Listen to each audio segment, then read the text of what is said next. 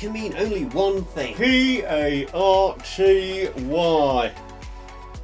Why? Because I bloody love a gathering. Hold on, Pat. Before we can get this weekend party started, here is some retro trivia to see you through the weekend. Who knows? If you're at the pub quiz this weekend, the facts that you learn here today might come in clutch and help you win Big Nigel's big podcast. That's got to be about good £47.50 in it by now, and free baby shams all night. Right, before all this starts getting out of hand, let's look at this week's game.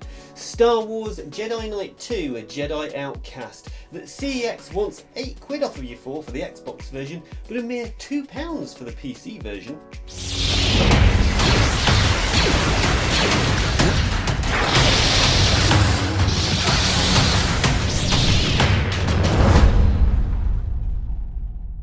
Star Wars Jedi Knight 2 Jedi Outcast, a first and third person shooter video game. The Microsoft Windows and Mac OS X version were developed by Raven Software and the Xbox and GameCube versions by Vicarious Visions. Most versions were published by LucasArts, with only the Mac OS X version published by Aspyr. The game is a sequel to 1997's Star Wars Jedi Knight Dark Forces 2 and is the third main installment in the Star Wars Jedi Knight series.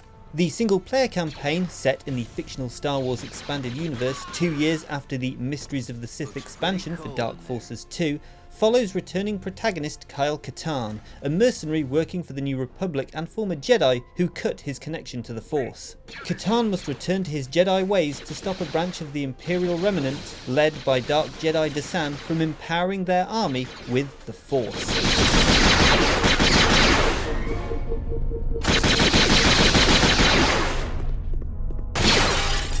Jeez, it's freezing in here.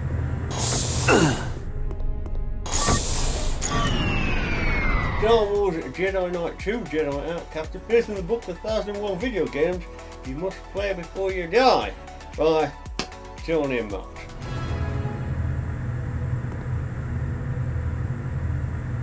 Many of the combat actions displayed in cutscenes, at one point watching young Jedi train, including a moment with Luke Skywalker, are not predetermined and are done somewhat more randomly via the AI. What this means is that no two cutscenes are alike, and even though you may have seen it before, it will probably happen differently next time. This is notable because sometimes unintentionally humorous and anticlimactic results occur, aka the AI doing something stupid. This obviously excludes the pre-rendered video files, usually of spaceships and exterior views, used within the game.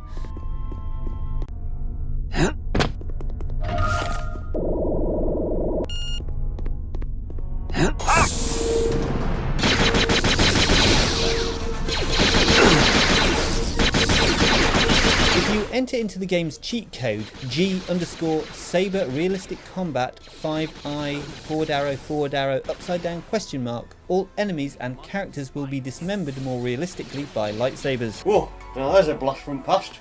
Cheat codes. Well, you might need cheat codes if you are trying to 100% complete this game. A standard playthrough will take you a good 12-13 hours. But because of all the different styles of lightsaber combat that there are in the game, along with the basic morality system, if you want to see all that the game has to offer you, then you'll probably be playing it for a good, let's see, 20 hours or so? Yeah, probably a good estimation. Since the game's ID Tech 3 engine is an upgrade from Raven's earlier Star Trek Elite Force game, there are references in the code for Star Trek Racers and other leftovers from Elite Force.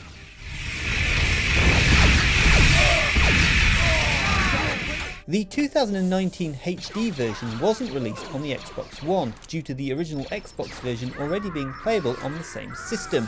The new version doesn't offer anything new aside from widescreen, but it does help that the Xbox version has multiplayer. Did you know that Billy D. Williams reprised his role as Lando Calrissian in the game? Well, if you didn't, you do now. And that's probably a bit of a spoiler. Oh, sorry. Spoiler warning, I guess. A game that's 20 years old. Following Disney's decision to close LucasArts in 2013, the developers at Raven Software released the source code for the game on SourceForge under GNU GPL-2.0- only. A few days after release, the source code disappeared from SourceForge without explanation. SourceForge later explains to media outlet Kotaku that Raven Software had requested its removal. Kotaku speculated that this was due to the presence of licensed code, such as for the BINC video format and RAD game tools that were not intended to be made public. However, prior to the removal, a fork called OpenJK was created on GitHub with the problematic code parts already removed.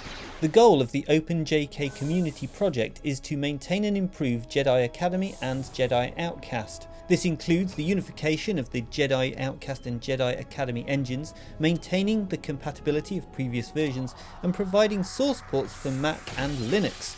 Daily builds for Windows and early Linux builds are also available.